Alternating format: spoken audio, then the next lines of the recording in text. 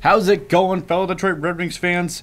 Welcome to the first ever mock draft on Red Wing Nation, focusing on the 2021 NHL entry draft that includes plenty of prospects like Owen Power, Matthew Beniers, Luke Hughes, Jesper Wallstedt, William Auckland, Simon Evanson, available to draft and possibly change the direction of a franchise. The Red Wings have the 6th and the 22nd pick in the first round of the NHL Draft this year. Today we are only doing picks 1 through 15, so without further ado, the Buffalo Sabres are on the board, and for the first overall pick in the NHL entry draft, they select from the University of Michigan in the NCAA, Owen Power. The Buffalo Sabres have plenty of holes and could use the best prospect at any position. Sure, they have Rasmus Dahlin that they drafted first overall a couple years ago, but just in case Sabres fans are worried, Power is a rare type you don't want to miss out on. Not just speaking of his 6'5", 214-pound frame, he is really offensively gifted, like putting up numbers for a first-round talent forward as a defenseman gifted. He may need a tad of work in his own end. The thing is, Owen Power comes as a double threat. He can serve as a reliable offensive defender and put up good points, but could also serve as a forward, similar to what Dustin Byfuglien and Brent Burns did for their teams. Alright, so this is where the draft opens up. Power was really the only lock at a certain position. So at second, we have the new kids on the block, the Seattle Kraken. This could obviously change after the expansion draft to what they need. Right now, it only makes sense to get the do-it-all center from the NCAA and the University of Michigan, Matthew Beniers. They're starting off their franchise. Why not start off with a player who can play in every direction, offense, defense, gritty, slippery. He can truly do it all. Standing at 6'1", 174 pounds, going point per game in the NCAA with the best plus-minus on his team, and playing on a gold medal U20 USA team, serving as a depth center who could get stuff done as one of the youngest players on the team. That team included 2019 first-round talents Zegras, Turcotte, Boldly, York, and more. Not to mention being compared to Jonathan Toews of the Chicago Blackhawks in skill and style of play. It's not hard to find a team who would jump at taking Beniers. Now at third overall, we have the Anaheim Ducks. This team is having a hard time with offense. Like, really bad. Yes, they have Zegras, and yeah, Zegras is really good, but looking at their team stats last season, being last in goals scored and power play, they already have Jamie Drysdale, who's a defenseman, and goaltending star John Gibson. Zegras can make some insane plays, but to truly create some dynamite, the Anaheim Ducks should aim to give Zegras a player who can score from almost anywhere.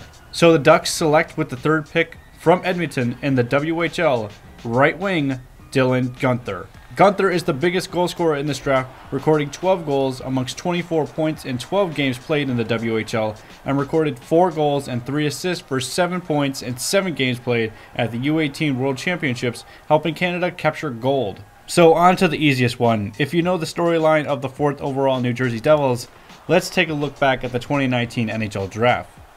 Does anyone know who went first overall? I'll give everyone a second. The New Jersey Devils selected Jack Hughes first overall in 2019, and with their first round pick of the 2021 NHL Draft, they select from the U.S. Development Program his brother, Luke Hughes. Now this is definitely not an exception because he is his brother. It's much more about how good Luke Hughes really is. Hughes probably has the best shot and silky skating ability of the defensemen in this draft that aren't named Owen Power. Defense is a need for the organization. Well, I'll say that they do have a good amount of left-handed defensemen and is fairly well taken care of.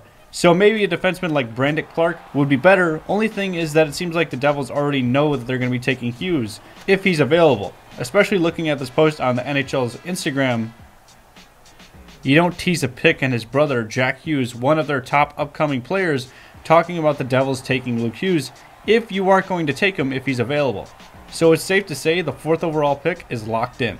And with the 5th overall pick, the Columbus Blue Jackets select from the Barrie Colts in the OHL, Brandon Clark. So this pick is a bit of a toss-up and could honestly be traded away to Buffalo for Eichel or Reinhart. But let's take a look at why the Columbus Blue Jackets select Clark, coming off their very unfortunate news that Seth Jones won't be re-signing with the team when his contract ends and will hit unrestricted free agency. So with the team losing arguably their best right-handed defenseman and breaking their top defensive line, which is known around the league, They will for sure be looking for a prospect who can eventually replace Jones when he leaves. The other option they could go for, as they have been linked to some Buffalo Sabres trade rumors, they could use the 5th overall pick to grab one of the Buffalo Sabres players and possibly prospects. Given Buffalo is basically doing an overhaul through the organization, they will be trying to grab as many picks as possible for the right deal. I don't see it as likely, but if they do trade the pick, most likely William Auckland will be taken at 5th overall. So on to the 6th pick of the draft, the Detroit Red Wings. So as Red Wing Nation, we did want to make this pick what analysts, fans, mock drafts thought and wanted. So we will present 2 picks, one if given the normal string of the mock draft that has gone so far, and another one given the Columbus Blue Jackets trade away the 5th overall pick. So the first choice, the Red Wings select with the 6th overall pick from the SHL, William Auckland. The Red Wings love their Swedes, and Auckland won't be an exception to that. The Red Wings should be very happy to select Auckland. He will most definitely become a top NHL forward, along with Raymond, and may even give us a Euro Twins 2.0. Now, if Auckland is gone, Yzerman will be taking a different player from the SHL. So, the Red Wings select with the 6th overall pick from Luleå of the SHL, Jesper Wallstedt. While some Red Wings fans may disagree with the Red Wings taking a goaltender at 6th overall, it's clear the Red Wings need a goaltender of the future, especially if Keith Pietrzelli doesn't sign with the team by August. He will become an unrestricted free agent. Also, not to mention, Wallstedt is talked about as possibly being the best goaltender prospect since Carey Price, which everyone saw how much Price was able to push the Montreal Canadiens in the playoffs this year. Plus, lots and lots of mock drafts had the Red Wings taking Wallstedt at 6, given our goaltending woes, and Yzerman willing to take those risky picks. Don't be nervous though, Yzerman will be doing his due diligence before selecting whatever players the Red Wings take. Don't forget, Vasilevsky was taken in the 1st round by Yzerman, and we all know how well that panned out for the Tampa Bay Lightning. Up next at 7th overall, the San Jose Sharks. The San Jose Sharks have been going through a rebuild that has been a little bit delayed thanks to the Erik Karlsson trade. Anyways, with their first round pick since starting the rebuild, they will be looking to rebuild the defensive core and will take from Frölunda in the SHL, Simon Edvinsson. Edvinsson has the right package for the San Jose, being mostly a two-way defender, maybe a little bit better in the defensive zone, and could be developed in whichever directions the Sharks need, and could become a defenseman they use in all situations. Now on to the 8th pick in the draft, held by the Los Angeles Kings. The Kings are really strong as an organization down the middle. With Byfield and Turcotte headlining the Kings prospect pool, the Kings should aim for a defenseman or a goaltender. So with the 8th pick in the draft, the Los Angeles Kings select from Luleå in the SHL, Jesper Wallstedt. Yes, I know, why a goalie this early? For the Kings, this comes down to the quality of who's left. You have arguably the 2 best center prospects in the league. You could go for Kent Johnson, but then where is he going to play? Behind Turcotte, Byfield, and probably Kopitar? Maybe you go for a defenseman. Yeah, sure you could, but the quality for an 8th overall pick isn't there. Maybe if Edmondson, Hughes, or Clark somehow fall down to the 8th overall pick, or you go with a goaltender. The Los Angeles Kings know how much a good goaltender can help when competing for the Stanley Cup, aka Jonathan Quick, who is getting older and rather quickly. Pun intended. The 9th pick of the draft for the Vancouver Canucks is a pretty easy selection. They draft from the University of Michigan in the NCAA, Kent Johnson. Johnson is a center who put up 27 points in 26 games played as a freshman in the NCAA. He's regarded as one of the best prospects in this draft, and for Vancouver, they are very fortunate to be able to draft Johnson at 9th overall, and gives the Canucks options at center with him playing behind Elias Pettersson and Bo Horvat, possibly being able to have one of these 3 players play as a winger who could switch out and be just as good in the faceoff circle. The last pick in the top 10 is owned by the Ottawa Senators. For the Senators, they have a good solid defensive core being built. Goaltender is not a need, especially with Murray on the team, so they will likely look to add to their young forward core. So with the 10th pick in the draft, the Ottawa Senators select from the OHL, Mason McTavish. The Senators have Josh Norris, but outside of him, they don't have a lot of prospects or players going down the middle. So to take a center like McTavish would be great, regardless if he ends up on the wing in the NHL. The Senators are going through a full rebuild and need good players, and McTavish is definitely the best of the remaining pack. Alright, at number 11 we have the Chicago Blackhawks, who are going through a weird rebuild because they are definitely rebuilding. Their core is definitely aged and they're keeping them around. However, with plenty of good prospects coming up like Doc and Boqvist, not to mention young players like DeBrincat and plenty more already on the team for a couple seasons, so they are going to look to replace some of their aging core, or at least find prospects who can eventually replace their aging core. And outside of the top 10, you aren't going to find many guaranteed star players.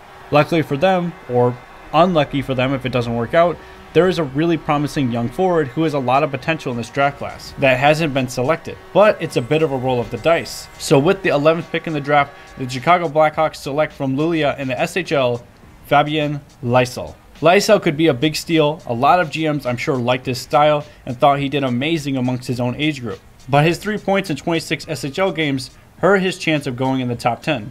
So he fell to the Chicago Blackhawks, who will take a chance on the Swedish forward that hopefully pays off and find themselves a top 6 winger.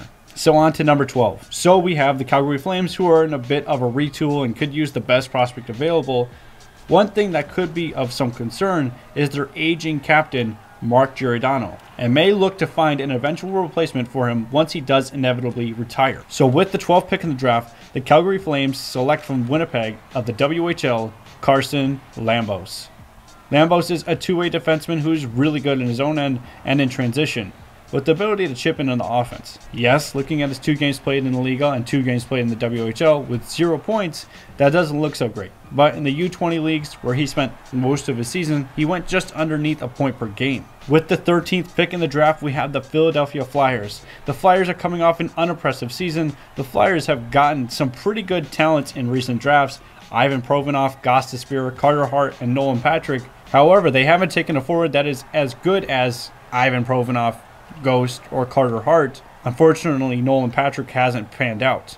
And with Giroux and Voracek getting up there in age, the Flyers most likely will be trying to find a future top 6 winger at 13th overall. So with the 13th pick in the draft, the Philadelphia Flyers select from St. Petersburg of the KHL, Nikita Chibrikov.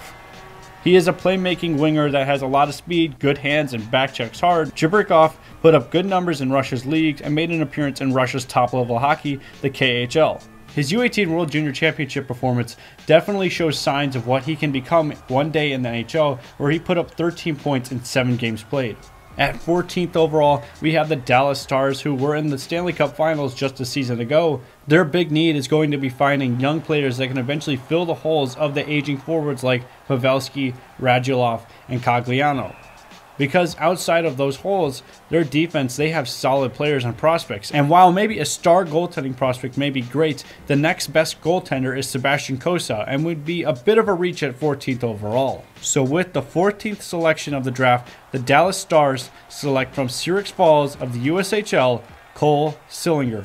Sillinger put up impressive numbers in the USHL this season, putting up 24 goals, 22 assists for 46 points and 31 games played. Sillinger can control the pace of the game and comes from a hockey family. The Stars will add him to their young, impressive forward core. Which leaves us with our final pick of our video today, and that is the 15th pick in the draft, held by the New York Rangers. Now there is 2 ways this pick could go, both ending with the same player selected. The Rangers had a 1st overall pick and a 2nd overall pick recently, where they selected Alexis Lafreniere and Capo Caco respectively. They have plenty of good prospects coming up in almost every position. One thing I will admit is while their forwards are great, none of them have the physical presence that is sometimes needed in the NHL. Yes, they have the skill, but you sometimes need a physical edge, similar to Pat Maroon, Anthony Mantha, or Tom Wilson. So with the 15th selection in the draft, the New York Rangers select from the Flint Firebirds in the OHL, Brennan Othmann. Othmann is a power forward and a good one. He may end up being a steal at 15th overall, especially given his normal team in the OHL didn't get to play this season, which makes him a bit of a wild card. Yes, his numbers playing in the Swedish League aren't great, but playing with his peers at the World Juniors, he was just under a point per game. There's a possibility that this pick could be shipped off to Buffalo in a trade to acquire Jack Eichel, since the New York Rangers have had a lot of interest in Jack Eichel for a while now, and would definitely need to trade the pick, prospects, and more draft picks to get Eichel from Buffalo. However, if they do, the Sabres will likely still select Othmann, just given how good of a power forward he is, and how well he could line up next to Dylan Cousins. Let us know what you think of our mock draft. Should we do the remaining picks in the first round? Do you have players in different spots?